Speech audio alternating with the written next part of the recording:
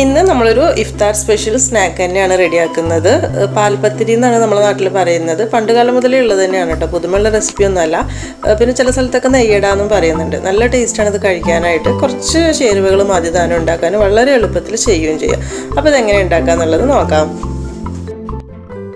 അപ്പോൾ ഈ ഒരു സ്നാക്ക് റെഡിയാക്കാനായിട്ട് ആദ്യം കുറച്ച് തേങ്ങാപ്പാലാണ് വേണ്ടത്. ഒരു 1.5 കപ്പ് തേങ്ങാപ്പാൽ എടുക്കുന്നുണ്ട്.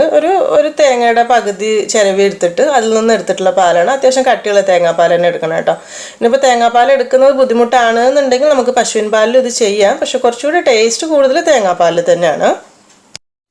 ഇതിലേക്കൊരു 2 ടേബിൾ സ്പൂൺ പഞ്ചസാര ഇട്ട് കൊടുക്കുക ഈ സമയത്ത്. എന്നിട്ട് അതിൻ്റെ കൂടെ തന്നെ ഒരു മധുരം ബാലൻസ് ചെയ്യാൻ വേണ്ടി ഒരു 2 നുള്ളു ഉപ്പ് ഇട്ട് കൊടുക്കണം. ഇതെല്ലാം കൂടെ ചേർത്തിട്ട് നന്നായിട്ട് ആദ്യം അങ്ങ് മിക്സാക്കി എടുക്കുക.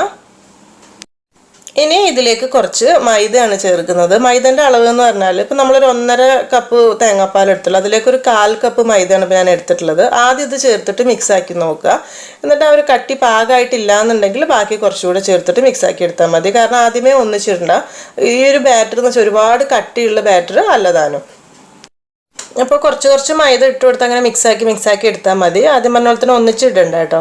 ഇതിൻ്റെ ഒരു ബാറ്റർ എന്ന് പറഞ്ഞാൽ അധികം കട്ടിയില്ലാത്ത കുറച്ച് ലൂസായിരിക്കുന്ന ടൈപ്പിലാണ്. അപ്പോൾ ഞാനിതിലേക്ക് മൊത്തം എടുത്തിട്ടുള്ള മൈദൻ്റെ അളവ് എന്ന് പറയുമ്പോൾ ഒരു 1/4 കപ്പ് പ്ലസ് ഒരു 1.5 ടേബിൾ സ്പൂണും കൂടി എടുത്തിട്ടുണ്ട്. അപ്പോൾ അത് നമ്മൾ കുറച്ച് ചേർക്കുക, അത് ഇളക്കി നോക്കുക. ഇതിപ്പോൾ ഉണ്ടാക്കുന്ന സമയത്ത് കുറച്ച് കട്ടി കൂടിയാലും കുറഞ്ഞാലും വലിയ ടെൻഷൻ അടിക്കാനൊന്നുമില്ല. അതായത് ഇപ്പോൾ കട്ടി കൂടുകയാണെന്നുണ്ടെങ്കിൽ കുറച്ചൊരു തേങ്ങാപ്പാൽ, അതല്ലെങ്കിൽ പശുവിൻ പാൽ ഒരു ഇത്തിരി ഒഴിച്ചു കൊടുത്തിട്ട് ലൂസാക്കി എടുക്കുക. ഇനിയിപ്പോൾ കട്ടി കുറഞ്ഞിരിക്കുകയാണെന്നുണ്ടെങ്കിൽ 1 ടേബിൾ സ്പൂൺ മൈദ കൂടി ഇട്ടിട്ട് മിക്സ് ആക്കി എടുക്കുക. അത്രയേ ഉള്ളൂ. അപ്പോൾ കട്ട ഇല്ലാതെ വേണം ഇത് ഇളക്കിയെടുക്കാനായിട്ട്.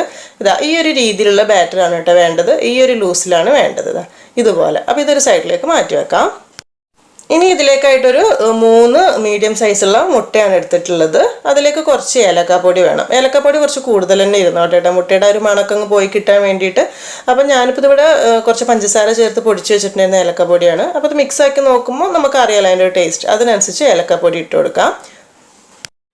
പിന്നെ മധുരത്തിന് ആവശ്യമായിട്ട് ഒരു 2-3 ടേബിൾ സ്പൂൺ പഞ്ചസാര കൂടി ഇട്ട് കൊടുക്കുക. അത് മിക്സാക്കി നോക്കുമ്പോൾ നമുക്കൊരു മധുരം എത്രത്തോളം വേണം നോക്കിയിട്ട് കൂടുതലോ കുറവാക്കി എടുത്താൽ മതി. എന്നിട്ട് ഇത് നന്നായിട്ടൊന്ന് ഒരു സ്പൂൺ വെച്ചിട്ടോ അല്ലെങ്കിൽ ഇതുപോലെ വിസ്ക് ഉണ്ടെങ്കിൽ അത് വെച്ചിട്ടോ ഒന്ന് മിക്സാക്കി എടുക്കുക. മിക്സിയിൽ അടിച്ചെടുക്കേണ്ട ആവശ്യമൊന്നുമില്ല കേട്ടോ, ഇതുപോലെ തന്നെ അങ്ങ് മിക്സാക്കി എടുത്താൽ മതിയാകും. പിന്നെ നമ്മളിത് മുറിച്ച് കഴിക്കുന്ന സമയത്ത് നല്ലൊരു മഞ്ഞ കളർ കുറച്ച് കൂടുതൽ കിട്ടണമെന്നുണ്ടെങ്കിൽ ഇതിലേക്ക് ഒരു 2 നുള്ളു മഞ്ഞൾപ്പൊടി കൂടെ ചേർത്ത് കൊടുത്താൽ മതി കേട്ടോ. അപ്പോൾ ഇത്രയാണ് മുട്ടയുടെ കൂട്ട് എന്ന് പറയുന്നത്. പിന്നെ നമ്മൾ ആദ്യം ഉണ്ടാക്കി വെച്ച മൈദ തേങ്ങാപ്പാലിൻ്റെ കൂട്ടുണ്ടല്ലോ, അത് റെസ്റ്റ് ചെയ്യാൻ വേണ്ടി വെക്കേണ്ട ആവശ്യമൊന്നുമില്ല കേട്ടോ. മിക്സാക്കിയോടെ വെച്ചാൽ മതി. പിന്നെ മുട്ട റെഡിയാക്കി എടുക്കുക, അത്ര തന്നെ ഉള്ളൂ. ഇനി ഇതിലേക്ക് കുറച്ച് അണ്ടിപ്പരിപ്പ് മുന്തിരി എടുത്തിട്ടുണ്ട്. അതായത് കുറച്ച് നെയ്യിൽ വറുത്തെടുത്തിട്ടുള്ള കാഷ്യൂവും കുറച്ച് മുന്തിരിയും. ഇത് ഇത്തിരി വേണം ഇടയ്ക്ക് ഇങ്ങനെ കഴിക്കാൻ, അപ്പോഴേക്കും എൻ്റെ കറക്റ്റ് ടേസ്റ്റ് കിട്ടുക.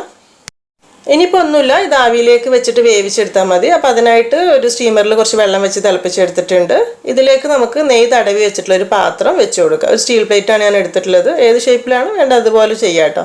പിന്നെ നെയ്യ് അത്യാവശ്യം നന്നായിട്ട് തടവിയിരിക്കണം, എന്നാലേ നമ്മൾ കമിഴ്ത്തി എടുക്കുമ്പോൾ കിട്ടുള്ളൂ. ഈ പാത്രം വെച്ചിട്ട് ഒന്നങ്ങ് ചൂടാവുന്ന സമയത്ത് നമ്മൾ ആദ്യം മിക്സാക്കി വെച്ച മൈദ തേങ്ങാപ്പാൽ കൂട്ടുണ്ടല്ലോ, അതൊരു 2 തവി ഒഴിച്ചു കൊടുക്കുക. ഒരുപാട് കട്ടിയിൽ വേണ്ട, ഒരു 4-5 ലെയറായിട്ട് ചെയ്യണം. അപ്പോൾ ആദ്യം ഇത്തിരി ഒഴിച്ചു കൊടുത്തിട്ട് ഇതൊന്ന് അടച്ചു വെക്കുക. അടച്ചു വെച്ചിട്ട് ഒരു മിനിറ്റോളം ഒന്ന് അടച്ചു വെക്കാം കേട്ടോ. ഇത് ഒന്നങ്ങ് വെന്ത് വന്നോട്ടെ. ഒരു 1 മിനിറ്റൊക്കെ തന്നെ മതിയാവും കേട്ടോ. മൈദയല്ല, പെട്ടെന്ന് കുക്കാവും. നമ്മളിങ്ങനെ തൊട്ട് വെക്കുന്ന സമയത്ത് അത് ഒന്ന് വെന്ത പോലെ തോന്നിയാൽ മതി. പിന്നെ കറക്റ്റ് സമയം പറയാനില്ല, ജസ്റ്റ് അങ്ങ് തുറന്ന് വെക്കുന്ന സമയത്ത് ഒന്ന് വെന്തിട്ട് ഇരുന്നാൽ മതി.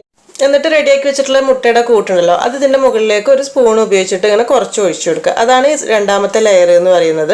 ഈ ഒരു രീതിയിൽ അങ്ങ് ഒഴിച്ച് ഈ ഒരു എല്ലാ സ്ഥലത്തേക്ക് എത്തുന്ന പോലെ അങ്ങ് ആക്കി കൊടുത്താൽ മതി.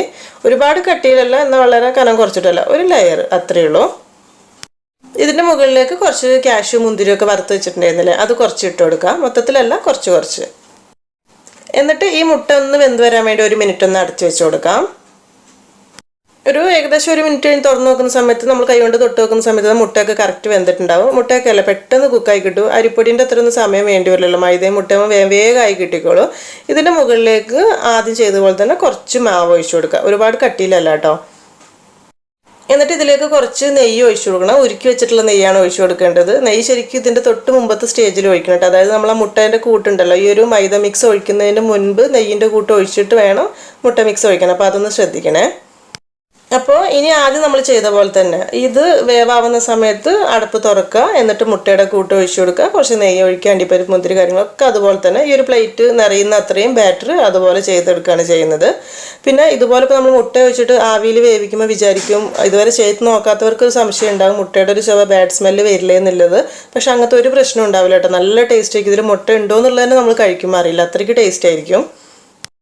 മുട്ടയുടെ കൂട്ട് പിന്നെ എപ്പോഴും നമ്മളൊരു സ്പൂൺ കൊണ്ട് ഇങ്ങനെ ആക്കി കൊടുക്കുന്നത് തന്നെയായിരിക്കും നല്ലത് കേട്ടോ, ഒന്നിച്ച് ഒഴിക്കാതെ. ഇനി ഇതിൻ്റെ മുകളിലേക്ക് നമ്മൾ അണ്ടിപ്പരിപ്പ് മുന്തിരിയൊക്കെ ഇടുന്നുണ്ട് പറഞ്ഞല്ലോ, അതൊക്കെ ഓരോരുത്തർക്ക് കടിക്കാൻ ഉള്ളിൽ കടിക്കാൻ എത്രത്തോളം ഇഷ്ടം എന്നുണ്ടെങ്കിൽ ആ ഒരു രീതിയിൽ ഇട്ട് കൊടുത്താൽ മതി. ഇതിങ്ങനെ ചെയ്യുമ്പോൾ നമ്മൾ വിചാരിക്കും കുറേ സമയം അടച്ചു വെക്കണം, കുറേ സമയം തുറക്കണം, ഭയങ്കര ബുദ്ധിമുട്ടാണല്ലോ എന്നുള്ളത്. പക്ഷെ കുഴപ്പമൊന്നുമില്ല കേട്ടോ. നമ്മൾ ജസ്റ്റ് അടച്ച് വെച്ച് മൈദയുടെ കൂട്ട് അപ്പുറത്തുനിന്ന് എടുക്കുമ്പോഴേക്കും ഇതിവിടെ വെന്തിട്ടുണ്ടാവും. അപ്പോൾ പെട്ടെന്ന് ആയിക്കോളും, പെട്ടെന്ന് പരിപാടി കഴിയും. സൈഡിലൂടെ നെയ്യ് ഒഴിച്ചു കൊടുക്കേണ്ട കാര്യം മറക്കരുത് കേട്ടോ. നമ്മൾ നെയ്യിടാന്ന് പറയുമ്പോൾ തന്നെ കുറച്ചൊരു നെയ്യ് വേണം. സൈഡിലൂടെ ഇത്തിരി അങ്ങ് ഒഴിച്ചു കൊടുത്താൽ മതി. നമ്മളിപ്പോൾ എടുത്തിട്ടുള്ള ആ ഒരു ബാറ്ററിൻ്റെ അളവ് മുട്ടയുടെ കൂട്ട് എല്ലാം കൂടെ നോക്കുമ്പോൾ ഈ ഒരു പ്ലേറ്റിൽ ഒരു 4-5 ലെയർ സെറ്റ് ചെയ്യാനായിട്ടായിട്ട് ഉണ്ടാവുക ഈ ഒരു പ്ലേറ്റിലേക്ക്. അപ്പോൾ വലിയ പ്ലേറ്റിലേക്ക് കുറേ കൂടുതൽ ചെയ്യണമെങ്കിൽ അളവ് കൂട്ടിയെടുത്താൽ മതിയാകും. പിന്നെ ഇപ്പോൾ നമ്മൾ ചെയ്തപ്പോൾ ഇതിന് പകരമായിട്ട് 2-3 കളറിൽ ചെയ്യാനായിട്ട് പറ്റും. അത് നല്ല ഭംഗിയാണ് കാണാനായിട്ട്. അതായത് ഇപ്പോൾ മൈദക്കൂട്ടിൽ നമ്മൾ മൈദ തേങ്ങാപ്പാൽ മിക്സ് ആക്കിയല്ലോ, അതിൽ 2-3 സെക്ഷനായിട്ട് ഒരു ഇത്തിരി ഫുഡ് കളർ വേറെ കളറൊക്കെ ആഡ് ചെയ്തിട്ട് ഇങ്ങനെ ലെയറായിട്ട് കട്ട് ചെയ്തെടുക്കാൻ കാണാൻ നല്ല ഭംഗിയുണ്ടാകും. അപ്പോൾ അങ്ങനെ വേണമെന്നുള്ളവർക്ക് അങ്ങനെ ചെയ്യാം. ഇതിങ്ങനെ നമ്മൾ 4-5 ലെയർ ഇങ്ങനെ ഒഴിച്ച് ഉണ്ടാക്കിയിട്ട് എല്ലാം കഴിഞ്ഞ് മുറിച്ച് കഴിക്കാൻ വേണ്ടി മുറിക്കുന്ന സമയമില്ല, അപ്പോഴാണ് കറക്റ്റ് ഇതിൻ്റെ ഒരു ഭംഗി കിട്ടുക കേട്ടോ.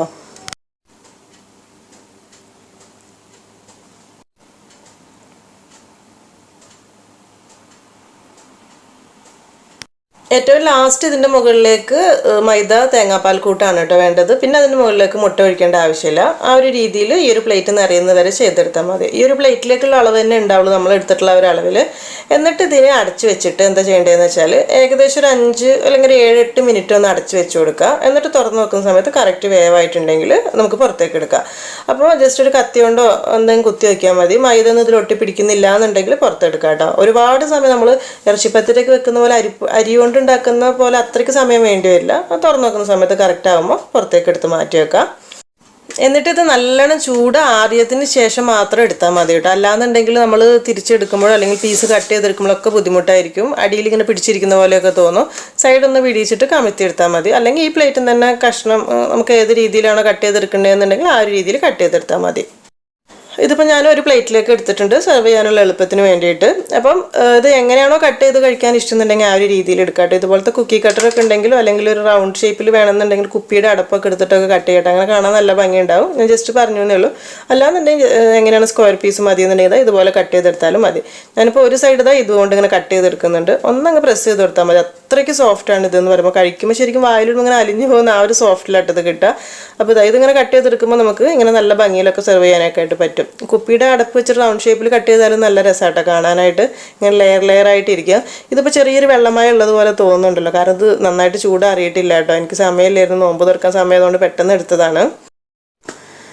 ശരിക്കും നല്ല ചൂടാറിയതിന് ശേഷം കയ്യിലെടുക്കുമ്പോഴാണ് ഒട്ടലൊന്നും ഇല്ലാതെ നല്ല സുഖമായിട്ട് നമുക്ക് എടുത്ത് കഴിക്കാനായിട്ട് പറ്റുക. അപ്പോൾ ഞാനിപ്പോൾ ചൂടിലെടുത്തതുകൊണ്ടാണ് ഞാൻ നിങ്ങളുടെ അഡ്വാൻസ് ആയിട്ട് പറയുന്നത്. കറക്റ്റ് ചൂടാറിയതിന് ശേഷം തന്നെ സെർവ് ചെയ്താൽ മതി കേട്ടോ.